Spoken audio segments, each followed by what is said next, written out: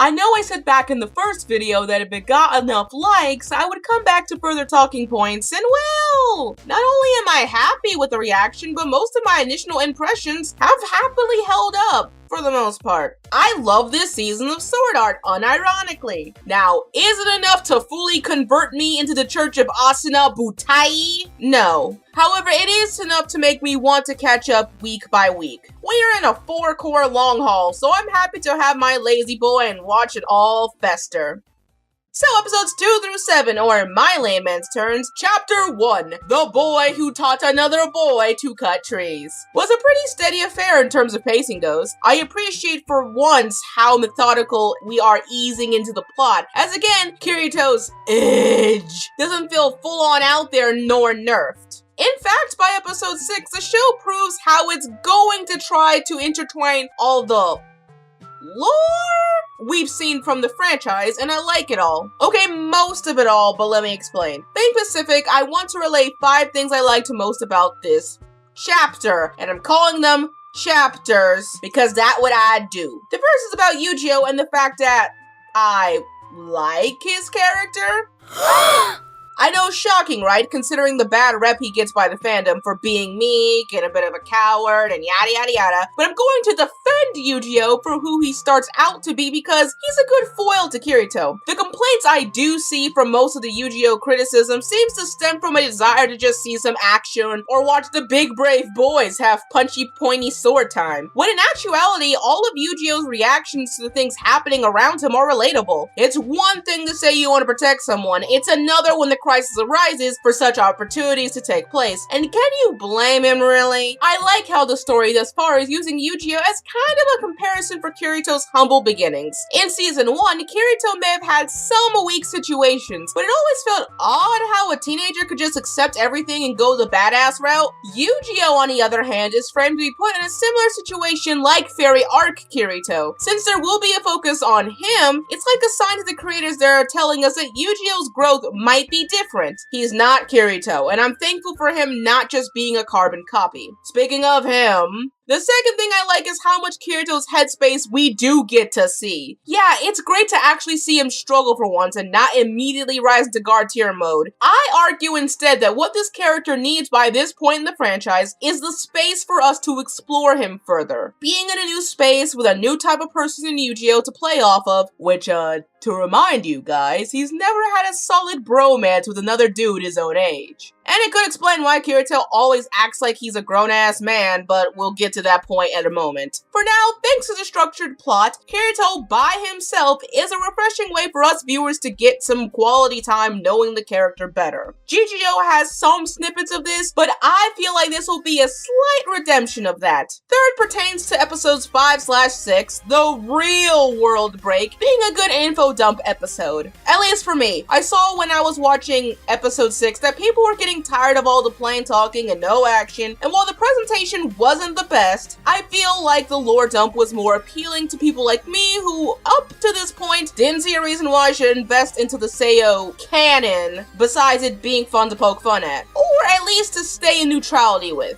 I personally loved every time the scientist chick from the original SAO project came on screen, even if it kind of skims over how she came in the first place. Will it be a factor they need to work on? Yeah, definitely, if they really want to keep the pace engaging to those who prefer the action bits. But I'd rather them try something than never at all. Fourth on my positives shopping list goes back to the side characters, and that for now everyone is being used properly and with ample screen time. At least not to a point where I want and pray that they explode into the ether. Everyone is more toned down than I thought they would be, but it's not like the show isn't just twiddling their thumbs. They are using what happened to Kirito as a way to get more people involved, and I think it's a good idea. I love how Klein and Shion, for example, were the ones with Asuna on the docks, because since GGO they felt like wasted space otherwise. And since Klein is one of the only 2 adults in the room, it only would make sense if he drove them and stuff. Or in general, how Shion's wingman status for Asuna and Kirito's shipping fixes some of the awkwardness.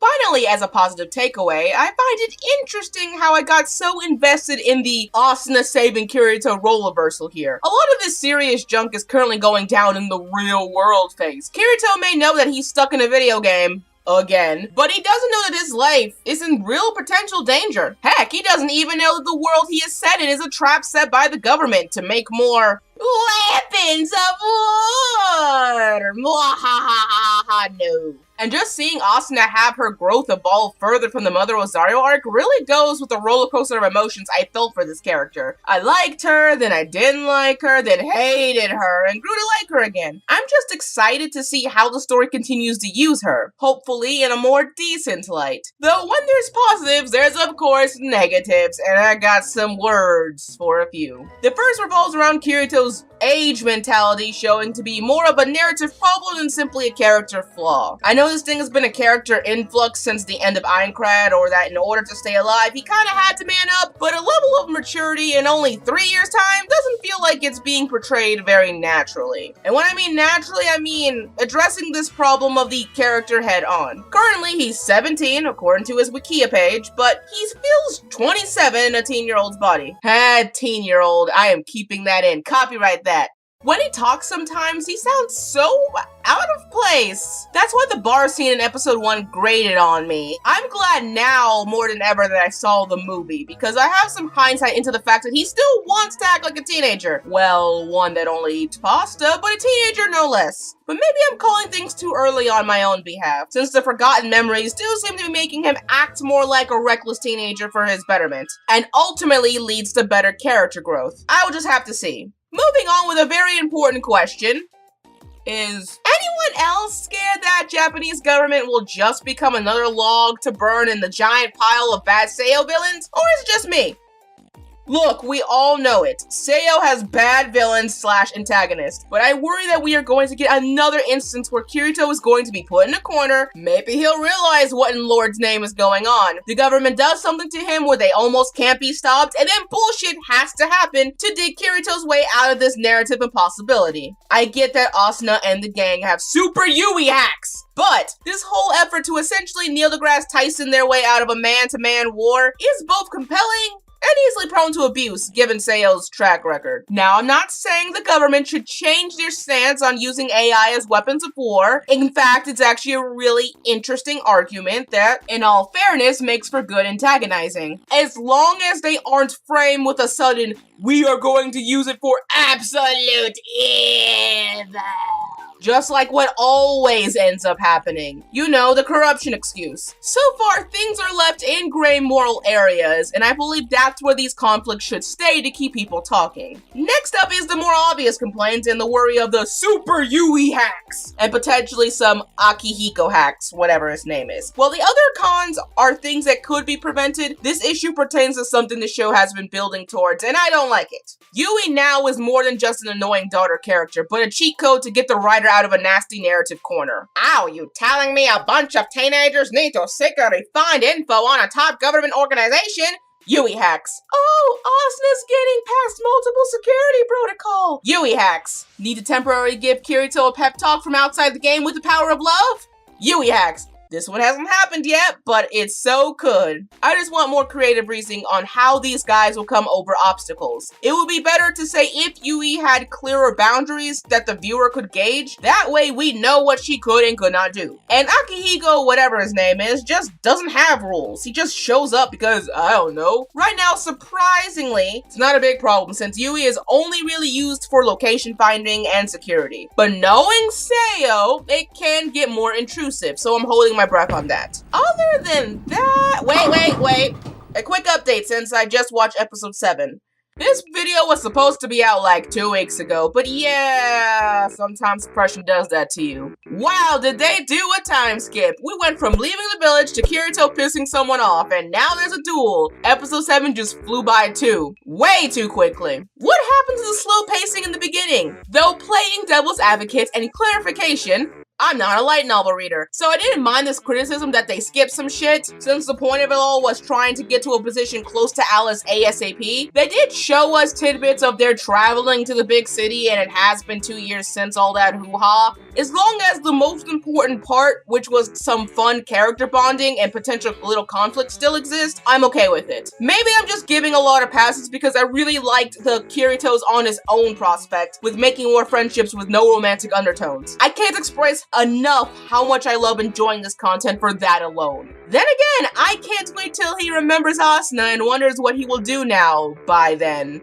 And you can place your bets in the comments below. Will our hero Kirito freak the fuck out and abort his mission upon remembering Asuna? Do you think Kirito is becoming a better character now that he has more space to grow? Who knows? Regardless, I'm gonna call it here for now because this is just a little romp to tide you guys over while I finally get back on track with other projects. I'm sorry I missed a bunch of Saturdays. It's been a minute with the various things going in my head. Depression, trying to get this website up, Maple Story. Yeah, Maple Story. But this is going to be a big goal that I want to achieve starting next year. I'm going to work on being more consistent so this channel will grow and that we can all share into the mystical world of me and you together. Though I'm better now with the whole depression thing, so you don't have to worry about that. But that's about it. Like the stuff, follow the stuff, subscribe to the Anime Misfit today if you're new, because it keeps you from being downloaded into a digital simulation by the government. What to do now? I know, let's go listen to some Zydeco.